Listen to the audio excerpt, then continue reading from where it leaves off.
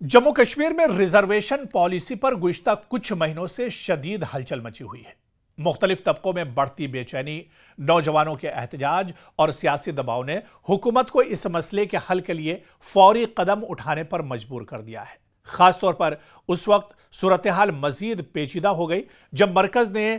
ST और OBC की फहरिस्त में कई नए ग्रुप शामिल किए, जिसके बाद रिजर्वेशन का मजमूई तनासुब 43% से बढ़कर 70% तक पहुंच गया और इस तब्दीली ने आम जुमरे यानी जनरल कैटेगरी के लिए महज 30% नशिस्तें छोड़ दी, जबकि आबादी का बड़ा हिस्सा इसी जुमरे में आता है यानी जनरल कैटेगरी में आता है।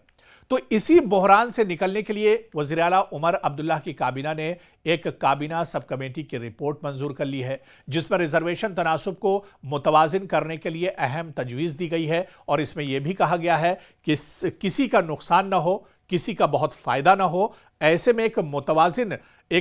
मुतबादिल निकालने की कोशिश की गई है ताकि सबको बराबर का हक मिल सके, कोई अपने आप को रिजर्वेशन में ठगा हुआ महसूस ना करे। ऐसे में तमाम कैटेगरीज को बराबर करने की, सबको हक देने की बात कही गई है। अब इस पर उमर अब्दुल्ला काबीना की ताबड़तोड़ जम्मू में बैठक होने जा रही है। क्या कुछ इस बैठक में इस रिजर्वेशन पॉलिसी को लेकर बातचीत होती है, क्या कुछ वहां से निकल कर आता है, ये देखना भी बहुत अहम होगा। लेकिन इतना जरूर है कि ये दरअसल पूरा जो मसला है इसे हमें समझना होगा साल 2024 से, क्योंकि मार्च 2024 में पार्लियामेंट ने जम्मू कश्मीर में एसटी की फहरिस्त में नई कम्युनिटी शामिल की थी। इसके बाद लेफ्टिनेंट गवर्नर इंतजामिया ने एसटी कोटे को 10% से बढ़ाकर 20% कर दिया था। इसी के साथ ओबीसी की फहरिस्त में 15 नए ग्रुप शामिल किए गए थे और इसका नतीजा यह हुआ कि मजमूई रिजर्वेशन 43% से बढ़कर 70% हो गया और जनरल कैटेगरी यानी आम जुमरे के नौजवानों ने इसे अपने साथ नाइंसाफी करार दिया और इस पर एहतजाज करना शुरू कर दिया। और यही एहतजाज आगे चल के आगा रूहुल्ला ने भी किया था। उन्होंने भी यह आवाज़ उठाई थी कि यह मुनासिब नहीं है और ये एक तबके के साथ दरअसल इंसाफ नहीं किया जा रहा है, इसमें इंसाफ होना चाहिए। अब उसके बाद जम्मू कश्मीर की अक्सरियत यानी जो आबादी है वो जनरल कैटेगरी में आती है और ऐसे में 70% रिजर्वेशन का मतलब था कि इन्हें सिर्फ 30% नशिस्तों पर, नौकरियों पर ही एक तरह से इनका हक होता। नेशनल कॉन्फ्रेंस के अपने रुकन पार्लियामेंट आगा रूहुल्ला मेहदी भी नौजवानों के साथ एहतजाज में शामिल हो गए। उन्होंने कहा कि अगर हुकूमत ने पॉलिसी पर नजरसानी न की तो वो दोबारा सड़कों पर उतरेंगे और आवाज उठाएंगे। अब जाहिर सी बात है कि अपनी ही पार्टी के लीडर एक तरह से सामने थे, आगा रूहुल्ला आवाज़ उठा रहे थे, स्टूडेंट के साथ निकल कर आए थे, तो ऐसे में अब सरकार की मुश्किलें भी बढ़ना लाजमी थी। उमर अब्दुल्ला हुकूमत रिजर्वेशन को आबादी के मुताबिक करने की बात तो कर रही थी, मगर एक बड़ी रुकावट भी इस सरकार के सामने थी। एसटी का बढ़ा हुआ कोटा पार्लियामेंट से आया है, इसे हुकूमत कम नहीं कर सकती है, यह बड़ा चैलेंज था सरकार के लिए। अगर ओबीसी या एसटी कोटा कम किया जाता तो इन तबकों से यानी इन सेक्टर से भी शदीद रद्द-ए-अमल का खतरा था। यानी अगर एसटी और ओबीसी के रिजर्वेशन में छेड़छाड़ सरकार करती तो यह भी एक तरह से आवाज उठाने लगते और इनकी तरफ से भी एहतजाज होता। इसलिए हुकूमत को एक ऐसा रास्ता निकालना था जिससे बराबरी यानी तवाजुन भी कायम रहे और किसी भी तबके में कोई गुस्सा भी ना हो, नाराज भी हो और काम भी हो जाए। यानी एक तरह से उमर अब्दुल्ला सरकार ये चाह रही थी कि बीच का रास्ता निकाला जाए, एक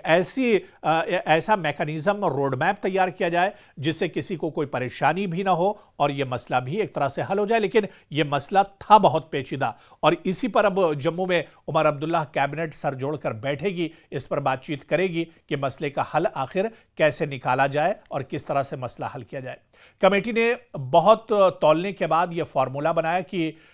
एसटी और एससी कोटे को जूं का त्यों रखा जाए और इसके अलावा जो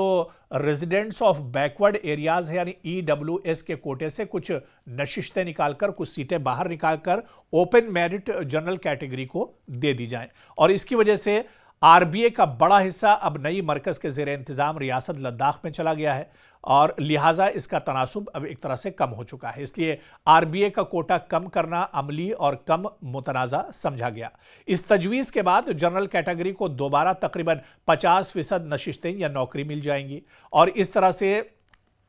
उमर अब्दुल्ला पर अपनी पार्टी और नौजवान दोनों का दबाव तो बना हुआ है और यह फैसला हुकूमत के लिए एक सेफ एग्जिट है, यानी एसटी ओबीसी को नाराज किया जाए, ना जनरल कैटेगरी को, यानी आप किसी को नाराज भी ना करें और उसका मसला भी हल हो जाए। अब इस पर उमर अब्दुल्ला काबीना की ताबड़तोड़ जम्मू में बैठक होने जा रही है। क्या कुछ इस बैठक में इस रिजर्वेशन पॉलिसी को लेकर बातचीत होती है, क्या कुछ वहां से निकल कर आता है, ये देखना भी बहुत अहम होगा। लेकिन इतना जरूर है कि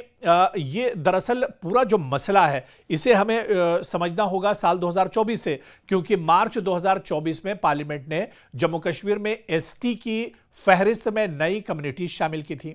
इसके बाद लेफ्टिनेंट गवर्नर इंतजामिया ने एसटी कोटे को 10% से बढ़ाकर 20% कर दिया था। इसी के साथ ओबीसी की फहरिस्त में 15 नए ग्रुप शामिल किए गए थे और इसका नतीजा यह हुआ कि मजमूई रिजर्वेशन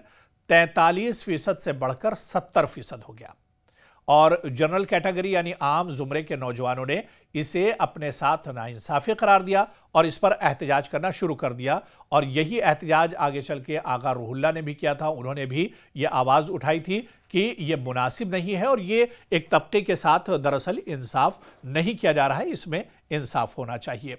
अब उसके बाद जम्मू कश्मीर की अक्सरियत यानी जो आबादी है वो जनरल कैटेगरी में आती है और ऐसे में 70% रिजर्वेशन का मतलब था कि इन्हें सिर्फ 30% नशिस्तों पर, नौकरियों पर ही एक तरह से इनका हक होता। नेशनल कॉन्फ्रेंस के अपने रुकने पार्लियामेंट आगा रूहुल्ला मेहदी भी नौजवानों के साथ एहतजाज में शामिल हो गए। उन्होंने कहा कि अगर हुकूमत ने पॉलिसी पर नजरसानी न की तो वो दोबारा सड़कों पर उतरेंगे और आवाज उठाएंगे।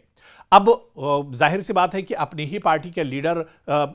एक तरह से सामने थे, आगा रूहुल्ला आवाज उठा रहे थे, स्टूडेंट के साथ निकल कर आए थे, तो ऐसे में अब सरकार की मुश्किलें भी बढ़ना लाजमी थी। उमर अब्दुल्ला हुकूमत रिजर्वेशन को आबादी के मुताबिक करने की बात तो कर रही थी, मगर एक बड़ी रुकावट भी इस सरकार के सामने थी। तो ऐसे में आने वाले वक्त में यह पूरा मामला असेंबली, अदालत, सड़क और तीनों जगह जेर बहस जरूर रहने वाला है। लेकिन इससे पहले उमर अब्दुल्ला सरकार की और कैबिनेट की जो बड़ी बैठक होने वाली है, इस बैठक से क्या कुछ निकलकर सामने आता है यह देखना भी बहुत अहम होगा, क्योंकि मरकज की तरफ से एसटी और ओबीसी फहरिस्त में बड़ी तब्दीलियों के बाद रिजर्वेशन 70% तक पहुंच गया था, जिसने एक बड़ा क्वैगमायर यानी एक दलदल जैसी सूरत हाल पैदा कर दी थी, जहां पर अगर कोई भी हाथ डालता तो वो एक तरह से फंस सकता था और यहां पर बहरान पैदा हो सकता था। लेकिन उमर अब्दुल्ला काबीना ने अब एक ऐसे फार्मूले की मंजूरी देने के बारे में सोची है जिससे जनरल कैटेगरी के लिए 50% तक जो सीट्स हैं वो सेफ हो सकें और एसटी और